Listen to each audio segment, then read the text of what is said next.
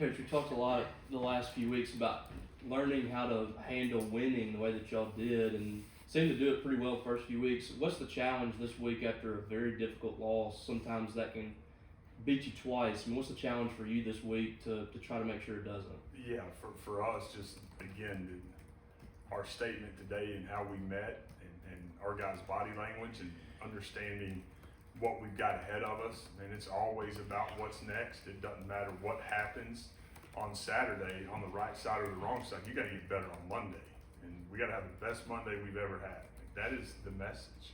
And I think because that's the message every single week, I'm hopeful our guys are able to clear this and have the ability to go prepare the right way. And again, our preparation got to be advantage us, and it's how we do what we do on Monday and throughout the rest of the week. So I think our guys sense that. There's great urgency in fixing the problems and being able to get ready to go 1-0. Steve. Kind of along those lines, we grew up in a time when, when you won, you were your coach's favorite, and then when you lost, you were a bum. How do you kind of manage that where it's not so transactional, where it's really more consistent with the brand? Yeah, again, our guys understanding that Monday is a mental Monday. It's a way to be able to clean up the mistakes from the prior game, and it's the ability to get on to the next opponent to start preparing, to give ourselves a chance to be the best that we've been all year long on Saturday at 6:30. So again, the consistency in the message every single week, good or bad, I think is what's most important, and hopeful that our guys feel that and understand that. Sam. Could Kamario Taylor possibly start seeing some more time or just involvement in the offense? Yeah, I think for us as we move forward, Kamario is still going to have the packages that he has as we get into it, but that'll all be dictated on how the game's played and what situations we're in. Paul. Coach, he probably hadn't been a surprise to you, but to fans, DJ Reed's kind of been a surprise on the defensive line so far this year. When you're evaluating guys in the transfer portal and you have somebody like DJ that didn't play much at Auburn at all, what's kind of the pathway there? What's kind of the evaluation process when you look at a guy like that? So we've got some people in the building over there where he came from that we've got great familiarity with and have worked with, and there's a really good relationship with and trust opinions. That's helpful through this whole portal thing. And being able to get somebody on the phone, man, that you work next to and you understand who he is every day and how he can sign off on a kid, that's incredibly helpful. So we felt really good about DJ's ability. There's got to be this great maturity from him. He's continued to mature the right way. Man, he's affecting the game. I just got through talking to him about wanting more. This kid is really talented, but man, want more and more and more, and proud of how he's doing what he's doing right now. Hey, Dan.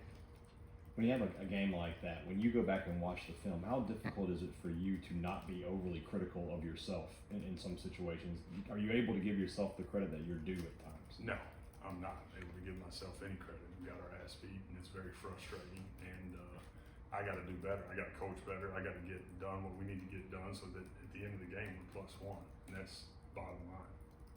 Danny. Coach Zakari had a really great game. He was frustrated after the game because he missed that tackle in overtime. But just talk about his development and what have you seen about him and maybe being able to bounce back from that moment. Yeah, he's affected the game. And the guy plays really, really fast. He's done a really good job. He's got to continue to play cleaner, and he can play cleaner football, and that's the stress with him. But he's doing some great things. And again, we've talked about it since I've been here. The guy's got a chance to be an exceptional player for us. He's got to continue to get better and better, and again, get ready to go play that next play on Saturday at 6:30. Carla. Coach, we saw a lot of guys go down with injuries during the game. What can you say about the guys that stepped in and filled that role and played, I guess, the rest of the game? Yeah, we had guys again that did some really good things that got in the game. You've heard me say this a ton. Regardless of who is in the game, the expectation is to be able to go execute at a really high level. Some of the guys were able to get that done, and some were not. And for us, we've got to get healthy while getting better, and that's a huge strength for us this week. We have Colin and Robbie and Steve. You only have a short time to I guess, evaluate what happens on Saturday before you focus on what's next. What's that process been like, turning ahead to Texas A&M this week, and what have you focused on with them? Yeah, again, as we clean the game up for me Saturday night and into Sunday morning, then it was just ready to get on to A&M. A really, really good football team. I think we understand their roster, talent level, things like that, but offensively been really explosive in the throw game. Two great receivers. They've got two really, really good running backs, and they've got a veteran O-line that's played a lot of ball defensively. There's some similarities from the standpoint that they've created a bunch of sacks, and that's going to be a huge point of emphasis again for us this week. We've got to find ways to protect, keep two upright, and give him a chance to pitch and catch. I know you'll have a more detailed injury report, but is there anything to report yet on the guys that went out, like Albert and Brennan and some of those guys? There's not. We'll let the Wednesday report do the talking. When you look back at the game too, and the pressure they were able to get on Blake, if Albert is out, what's your confidence level on those tackles being able to get it done in the Yeah, SEC? we're going to look at a couple of different things. Hopefully Albert's, going to be back. That's the hope, obviously. But have a couple of different options to be able to go roll guys and make sure we got the best five on the field. Steve. Pretty loud defensive performance from A&M last week. I think 176 yards, Yep. 0-11 on third downs, 0-2. 0-13. Yeah, so when you start looking at that aspect, that when a team has kind of like that coming out party, does it change kind of how you do things, or what are your thoughts about what they did?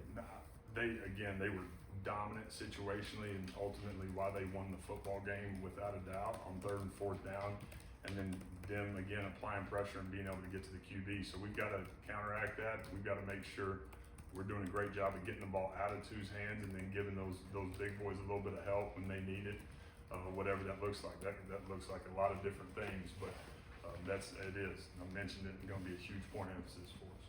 Sam.